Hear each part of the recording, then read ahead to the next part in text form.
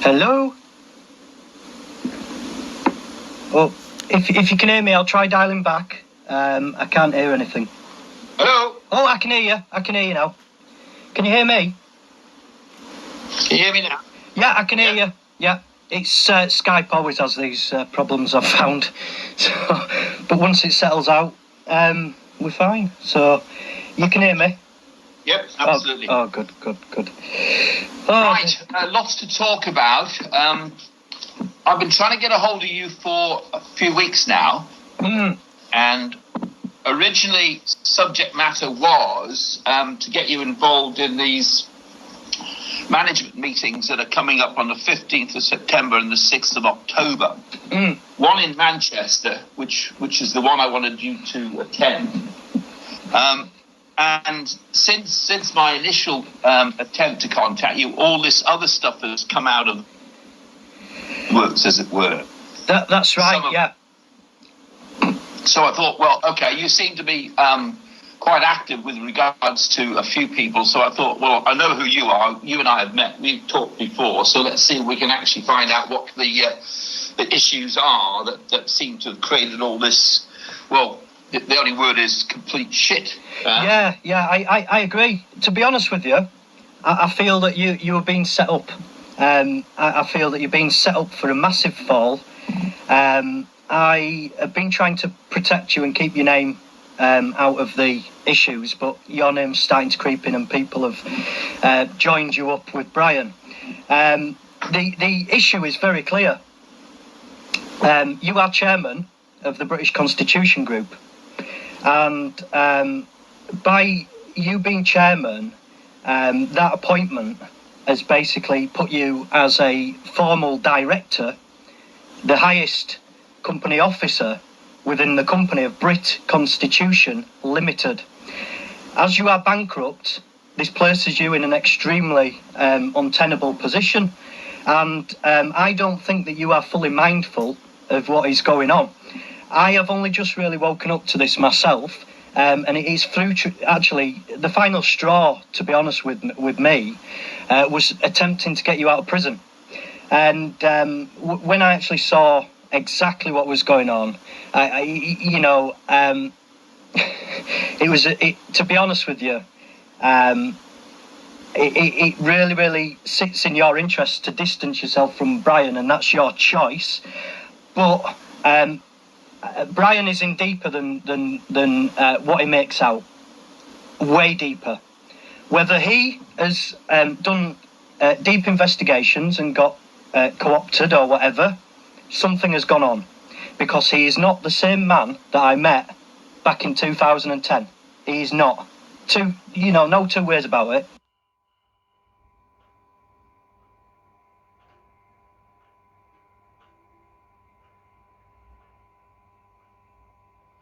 Brian Gerrish, his whole attitude and approach to all of this is very worrying. Very worrying. Yeah. In fact, I'm seriously worried for his mental health.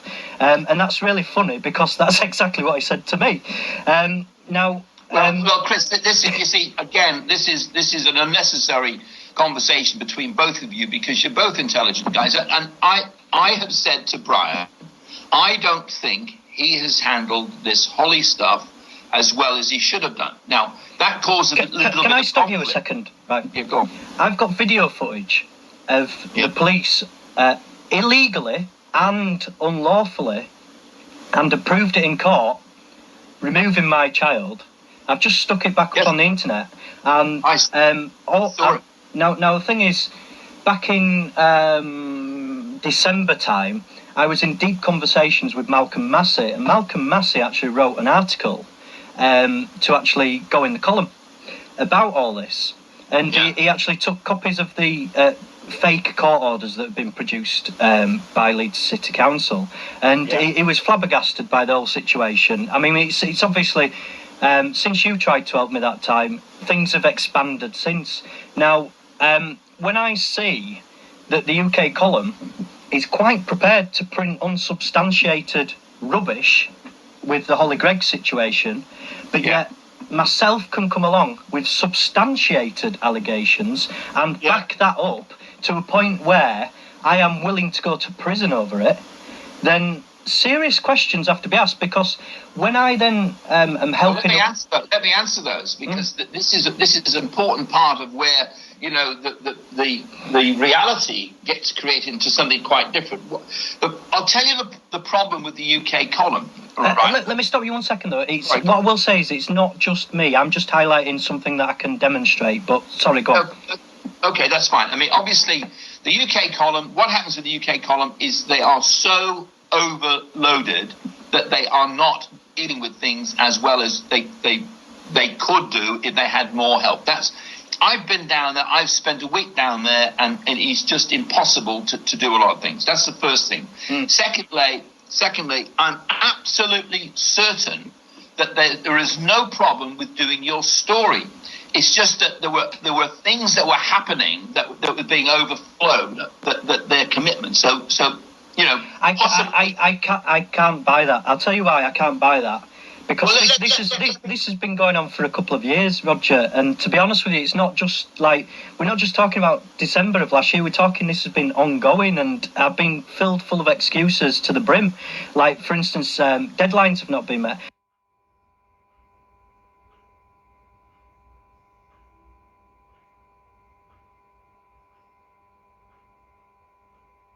One of the things is that I will make you aware of is there's a direct connection of common purpose to Brian Gerrish, and that's fact.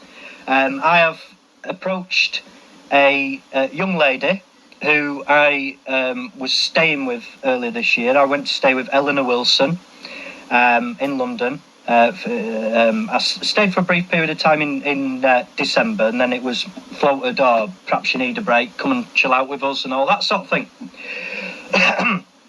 Eleanor Wilson is a common purpose graduate, it turns out, and I have put this to her and stated that any silence on the matter is acquiescence of what I am saying, and given her the opportunity to rebut it, and she's actually listed on the Common Purpose Expo's website.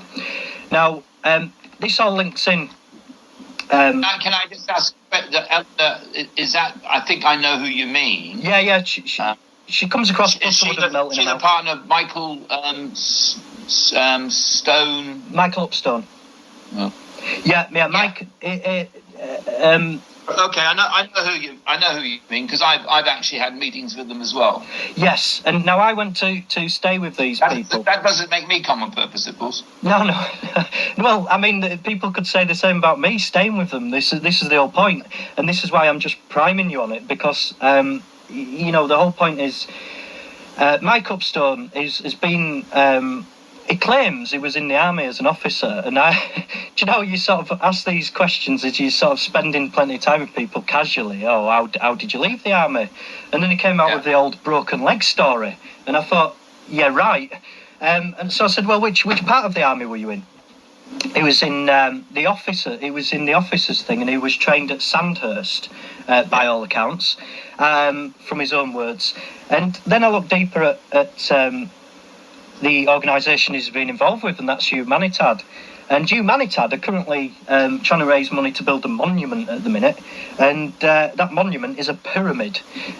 So then you start scratching deeper, and it all sort of links. I won't really go into it all because I don't want to bore you, and I want to stay focused and not digress too much. No, because I know a lot of the details already, and it's interesting just comparing notes, because I knew about the pyramid, I knew about Humanitad, I knew about Sandhurst, I knew about Eleanor Wilson. So everything you're saying is lies there, because I spent about 4 hours with them and was able to sort of get a little bit of information. And let me just say this, Chris. I mean, you do what I do, which is you talk to people and treat them as you should, just as individuals, because you get good and bad in everything. So you have to approach it that way. Eleanor was a bit of a strange box as far as I was concerned, and I don't know how you make the link with Brian and Eleanor. Well, Brian made the link, would you believe? When he's sending me text messages, as he was last week, he actually made the connection. And what I will say is he's placed himself in a position where, to be honest with you, no matter what anybody says to me, and that includes yourself, I cannot be convinced that Brian Gerrish is operating with anything but an ulterior motive, because I've seen too much, and I've seen a pattern of his behaviour. Now, the only way that I can reverse that position, in my mind, is if the man addresses the points and totally reverses his position and renounces any connection to the club. I'll just call it the club now, and if you speak to him, he'll know exactly what you are saying, even though it might not mean anything to you at this stage. And that's all I'll say on that. But can I just clarify? Do you mean the Con Club? The what? Sorry. Club? What club? Well, this is the thing. There's an actual physical place that is a club, and rituals go on there. Because I've been there when the rituals have been going on there, and in where? In the club. Brian knows. What, in Leeds? No. Brian knows. Just tell him. That it's the club that his London team operate. Because that's how he told me. He told me it was his London team. Right. You see, this is where it gets interesting now, doesn't it? Because honestly, Roger, you've been sold, man. Honestly, you are, and you need. Okay, I mean, I would suggest that if there's information that you're